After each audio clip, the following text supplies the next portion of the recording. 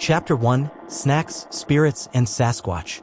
Tyrone Ty Jackson was the kind of man who wore Crocs with socks and called it high fashion. He also believed, with the conviction of a fiery church ant, that Bigfoot was real. Not just real, but government-engineered and anti-black. I'm just saying, Ty mumbled through a mouthful of flaming hot Cheetos. The government made Bigfoot in a lab like the damn X-Men. But instead of shooting lasers, he'd be beating ninjas up. Pause. Ninja. Shut up, LaMarcus Devontae Green replied, stretching his legs out on a foldable camping stool. LaMarcus had traded his do-rag for dreadlocks, his Timberlands for toe shoes, and his gang life for guided meditation. Bigfoot ain't real, even if he was. What he gon' do about it? Ask to touch your hair? Exactly. That's how they get you. 1 minute you laughing, the next he petting your fade and dragging you through the woods. Lil C, who had been quietly assembling a collapsible bong out of bamboo and gum wrappers, glanced up from his work. Yo, can we not summon racist cryptids tonight? I got a Tinder match who says she loves dark meat and astrology, and I think she might be into werewolves. That ain't risky enough for you dummies. They were 2 hours into their weekend camping trip in the Appalachian Mountains, and it was already getting weird. Not because of any ghosts or monsters yet, but because none of them could get a decent cell signal. Ty had lost his mind by the parking lot. This is how horror movies start, Ty declared, stacking kindling with the suspicious energy of someone who watched too many YouTube conspiracy videos. First the signal goes, then the white people disappear, and then we get blamed. Blamed for what, Ty? It's nature. Ain't nobody out here but squirrels and nuts, LaMarcus said. Exactly. You ever seen a squirrel that looked you in the eye like y'all had beef? That little ninja got rabies. The fire finally caught, casting flickering shadows across their small clearing. The sky was a mess of dark clouds and threatening vibes. Somewhere in the distance, a lone banjo twanged. None of them had brought a banjo. Oh hell no, Ty whispered. Probably just some white folks camping nearby, LaMarcus said. In the Appalachian Mountains? Bro, we in deliverance country. We shouldn't even be here. Black folks don't camp, we glamp. And this ain't glamping. You're the one who said this would be soulful healing in the forest. Yeah, I also said we should have brung a 40 and a blunt, but y'all called that paranoid. Then came the sound. A deep, guttural growl that rumbled like a Dodge Charger at a Popeyes drive-thru. They froze. What was that? Lil C whispered. The growl turned into a wet snort, followed by the crunch of twigs. Then, clear as daylight in a bad dream, a voice boomed from the trees. You boys ain't from around here, ain't you? Nope, Ty said, grabbing his backpack. LaMarcus said. He just ran. The other two followed. They ran through branches, over logs, and into what might have been a rabid squirrel orgy. They didn't stop to check. Behind them, the sound of heavy, racist footsteps pounded the ground like angry, barefooted ancestors. By the time they reached an abandoned ranger station, because of course it was abandoned, all three were panting, sweating, and accusing each other of summoning Confederate cryptids. I told y'all this was a setup, Ty shouted. Ain't nobody tell you to bring a Bluetooth speaker and play Kendrick in Clan Country, LaMarcus snapped. This is exactly why I don't do outside, Lil C muttered, peeking through a broken window. A pair of glowing red eyes stared back at him. Ayo, guys? We got company. Chapter 2, Ghosts Got Triggers Too. They stared at the red eyes for what felt like an eternity, but was actually closer to 3.5 seconds. Then Ty did what he always did when faced with supernatural threats. He screamed like an unpaid extra in a horror movie and flung his half-eaten bag of Cheetos like it was holy water. Back up. I got spicy snacks and trauma responses. The eyes blinked, stepped forward, and turned out to belong to a deer. A regular-ass, mildly annoyed deer. It gave them a look that said, y'all interrupting my vibe, then trotted off into the trees like it had a yoga appointment. LaMarcus let out a breath and sat down on a moldy bench. Y'all dramatic. That was a deer? A racist deer, maybe, but still a deer. I'm not built for this, Lil C said, clutching his chest. This the kind of stress that give a man high blood pressure before 30. Ty paced near the boarded-up window. Nah. Something out here ain't right. That deer was a decoy. They always send a deer first in the documentaries. Next thing you know, it's Ghost Clan members riding demon horses and yelling heritage not hate. Please stop describing Scooby-Doo episodes like it's current events, LaMarcus muttered. Then the temperature dropped. Not like regular mountain cold, this was a disrespectful kind of cold. An ancestral chill. Like somebody's great-great-grand ghost just walked in wearing a noose and bad intentions. Lil C's breath fogged in front of him. Yo? I think the building just sighed. Indeed, the air groaned. The lights, none of which should have worked, flickered on. Yup. Nope. Nah, Ty muttered, backing toward the door. From the rafters, a dusty American flag unfurled itself. But not just any flag. This one had 13 stars in a circle and a vibe like it wanted to gentrify their skin. Then a voice, smooth, southern, and undead, drifted from the shadows. We don't take kindly to your kind round these parts. Ty screamed. Again. Lil C bolted for the door, but it slammed shut on its own. Lamarcus, ever the calm one, stepped forward and said, "We come in peace." And Sage. From the fireplace, a ghostly figure in a Confederate uniform emerged, holding a bayonet made of spiritual nonsense and pure racism. "I died fightin' for my land," the ghost said. "You died losin'," Ty shot back. "Ghost ass better sit down before I find a priest on Yelp." Chapter 3. Bigfoot has a pickup truck. The ghost hesitated. Ty, somehow empowered by his own sass and residual Cheeto dust, took a step forward. "Yeah, that's right. Float back into the 1800s, Casper the Confederate." But before the ghost could clap back with a supernatural slur, a monstrous honk echoed outside. All three men turned. Outside the ranger station, headlights flared. Not normal headlights.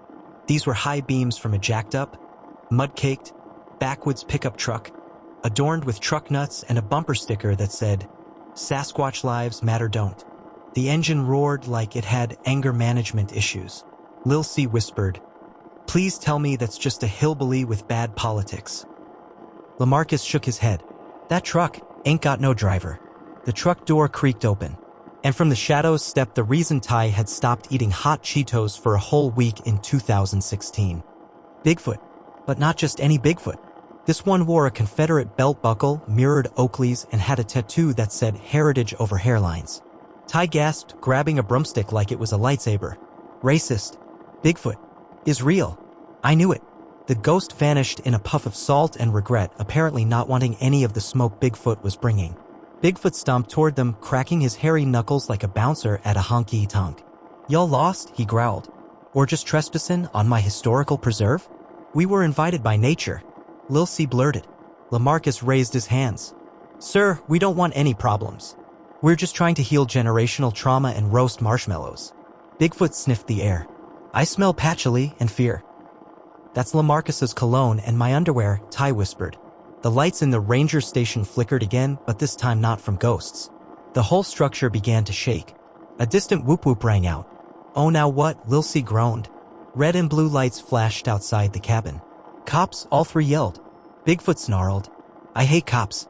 They never believe my 911 calls." Ty blinked. "Wait, hold up, you got beef with the cops?" Bigfoot nodded slowly. "Yeah, they think public nudity laws apply to cryptids. They never listen." Lamarcus smiled slightly. "So, you not with them?" Bigfoot lowered his fists. "Nah, man. I'm a sovereign citizen of the forest. Got beef with the feds, too." Ty, Lamarcus, and Lil C shared a look. Then Ty stepped forward. "Yo, you trying to roll with us? Like, temporarily? You know, team up against the real monsters out here." Bigfoot squinted, then nodded. "Bet." Chapter 4, Cops, Chaos, and Campfire Diplomacy. The cop car screeched to a stop outside the ranger station, tires kicking up gravel and racism. Two officers stepped out, one with a mustache that screamed internal affairs investigation and the other with sunglasses on at night like he was auditioning for a bootleg CSI. Officer Mustache spoke first. "Got a call about a disturbance. 3 ninjas and, an unlicensed animal." Bigfoot growled. "I ain't no damn animal." Lamarcus stepped forward with his hands raised like he was guiding in an airplane. "Evenin', officers. We were just leaving." "Not so fast," Officer Sunglasses said, reaching for his belt. "We got questions." Ty whispered, "I swear if he pulls out and starts shooting before asking names, I'm suing somebody." Lil C cleared his throat. "We got a Fourth Amendment and a friend who could rip your limbs off like Buffalo Wild Wings. Choose wisely." Bigfoot cracked his knuckles. The officers hesitated. Mustache leaned toward his partner.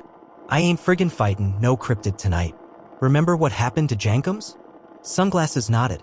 "Yeah, he's still in physical therapy." Y'all have a blessed night, Mustache said quickly, backing toward the car. Don't light any fires. Bears are real. They sped off. Silence returned to the clearing. Ty collapsed onto a mossy log. I need a blunt. Like 7 kinds. Lamarcus chuckled. We just negotiated a truce between black men, Bigfoot, and the backwoods police. That's history. Lil C looked at Bigfoot. So, you got a crib in the woods or something? Bigfoot nodded. Y'all hungry? Moments later, they were sitting around a new campfire, sharing vegan jerky and wild mushrooms. Bigfoot turned out to be a surprisingly good cook. I do keto when I'm not haunting campers, he said. They laughed. Real, deep belly laughs. The kind that heal things. Lamarcus leaned back, looking at the stars. This trip was supposed to help us get away from the struggle, reconnect, you know? Ty nodded. We did that. With ghosts. And Bigfoot. Lil C exhaled. I ain't going back to the city tomorrow. At least not the same. Bigfoot raised a fist. Then don't. Lamarcus smiled. We'll figure it out. Ty toasted a marshmallow. To new tribes. They all raised their snacks, even Bigfoot. To new tribes. Chapter 5. Out of the woods, back to the wild. Morning hit the forest like a gentle slap. Annoying, a little wet, but with a certain clarity. Birds chirped like they'd already filed their taxes. The sun peeked through the trees like a nosy neighbor. Ty was the first to stir, emerging from a half-broken tent shaped more like a question mark than any shelter. Lamarcus was meditating on a mossy rock, mumbling affirmations and probably communing with tree spirits. Lil C was using Bigfoot's fur like a pillow and had one AirPod in, nodding to lo-fi beats that probably made the squirrels feel uncomfortable. Bigfoot was gone. Where the hell is Chewbacca at? Ty asked, squinting into the tree line. Then Bigfoot returned, holding a basket made of vines, filled with wild fruit, herbs, and what appeared to be a hand-carved wooden comb. Breakfast, he grunted. Lamarcus opened one eye. You made us a fruit salad and natural hair tools? Y'all got curls. Gotta respect the texture. Lil C grinned. He's not racist. He's just misunderstood and overly hairy. They sat down for breakfast, the mood somewhere between Sunday brunch and a United Nations peace summit. Ty broke the silence. So, what now? Bigfoot shrugged. Y'all could stay. Build something here. Ain't gotta be a ghetto to be home. Lamarcus looked at the trees, the sky, the air that didn't smell like stress or sirens. Lil C nodded slowly. We could do something. Retreats for city kids. Ghost tours.